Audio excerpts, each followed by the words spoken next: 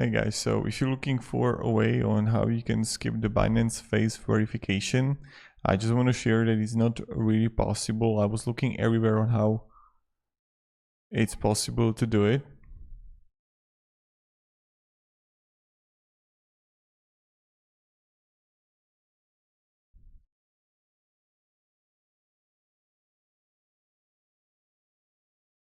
And that's something you need to know. I don't know why I want to skip it, but it's not really possible to skip the Binance face verification.